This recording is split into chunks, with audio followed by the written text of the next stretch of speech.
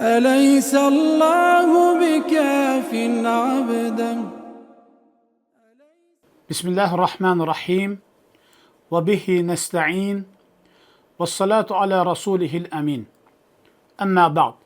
Esselamu aleyküm ve rahmetullahi ve berekatuhu. Əziz və dəyərli müsəlmanlar, tərk olunmuş vaciblər dərsləri silsiləsindən İslamda miras hüququ dərsimizin ikinci hissəsinə başlayırıq.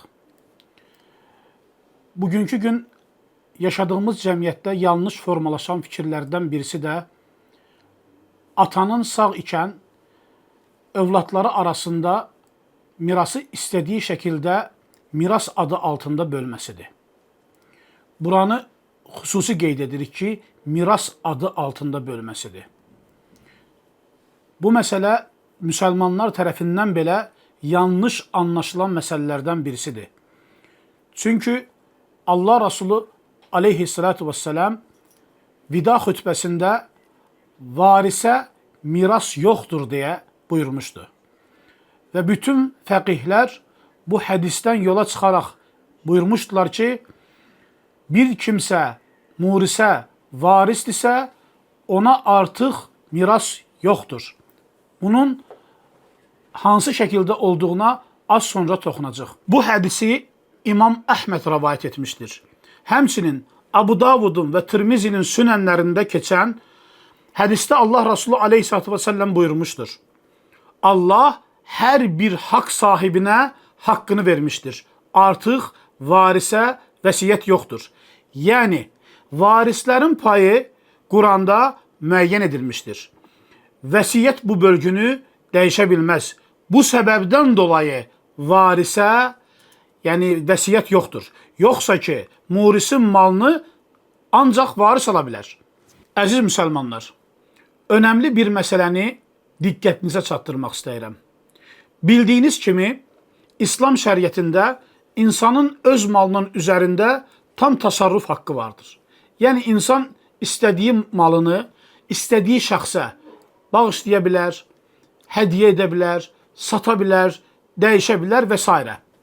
Lakin, əgər bir insan ölüm yatağındadırsa və yaxud da nəticəsi ölümlə sonlanan bir xəstəliyə düçar olubsa, bu zaman onun varislərdən hər hansı birinə etdiyi hədiyyə miras kimi qəbul olunur və geri qaytarılır.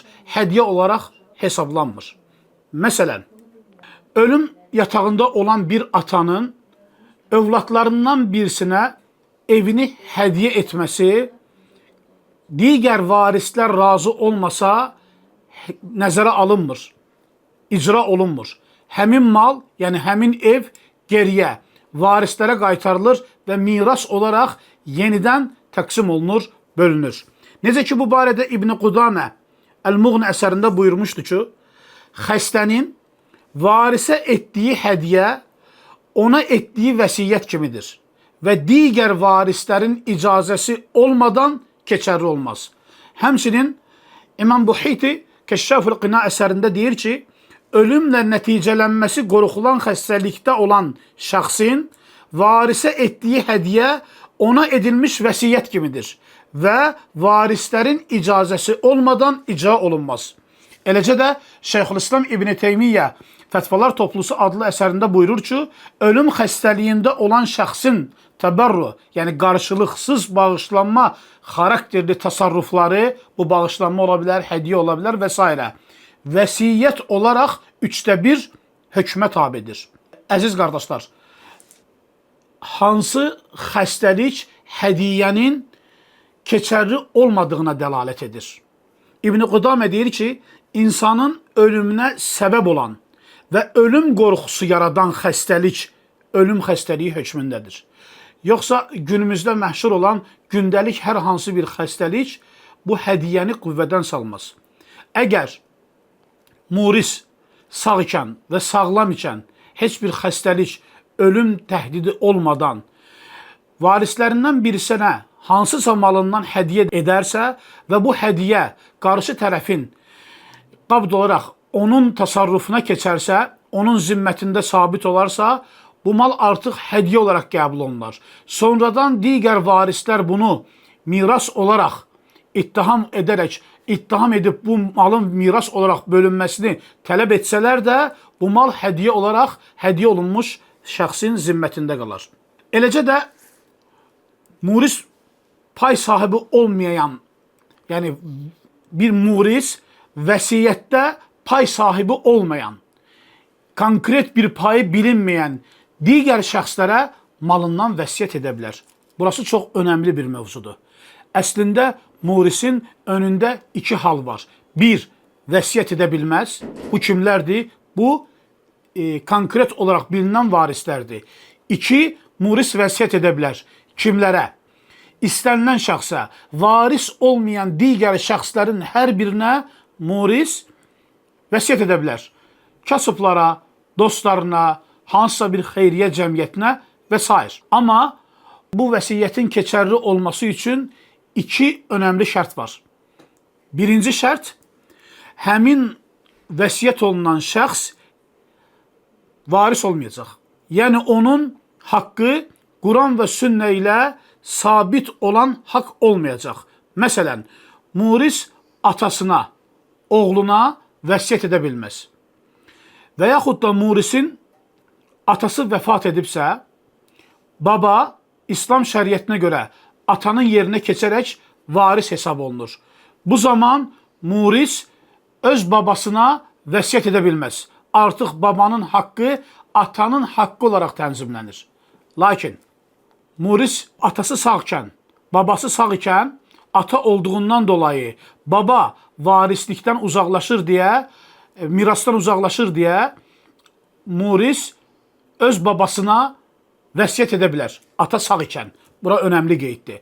Amma ata vəfat edibsə, baba atanın yerinə keçir deyə, atanın hökmündə olur deyə ona mirasdan vəsiyyət olunmur. Birinci şərtimiz varis olmayacaq. İkinci şərtimiz, həmin bu vəsiyyət malın 1/3-dən çox ola bilməz.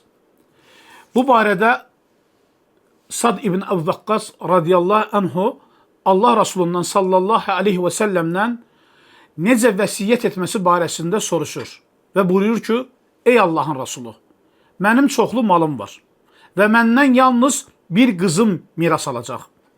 Malımın 2/3-ni sədəqə verimmi?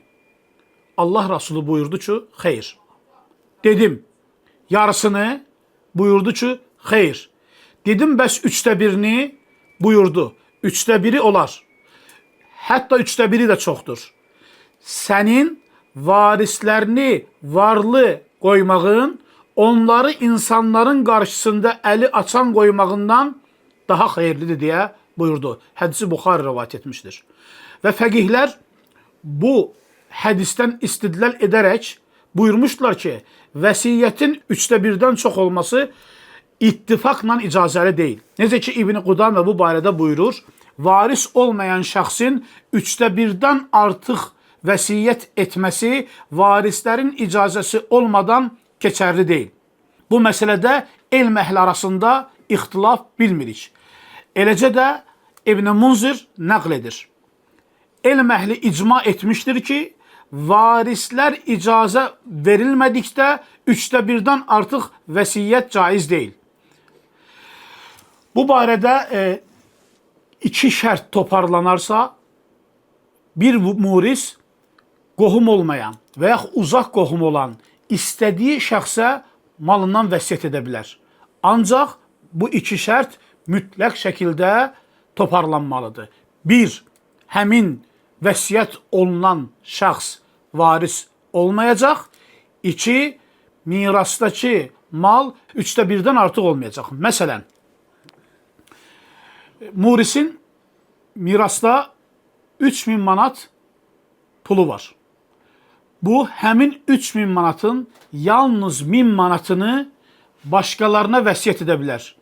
Digər 2000 manat varislərin haqqıdır. Əgər bu 1000 manatı aşarsa, 1/3-dən çox olarsa, varislər onu geri almaq haqqına sahibdirlər. Və beləliklə, əziz müsəlmanlar, bildiyimiz kimi miras dərsi dərslər içərisində ən ağır hesab olunan dərslərdən birisidir. Bu səbəbdən çalışdığımız qədər bu dərsləri qısa, lakin faydalı etməyə çalışırıq. Doğru Allahdan, yanlış məndən və şeytandandır. Allah hər birinizdən razı olsun. أليس الله بكاف عبدا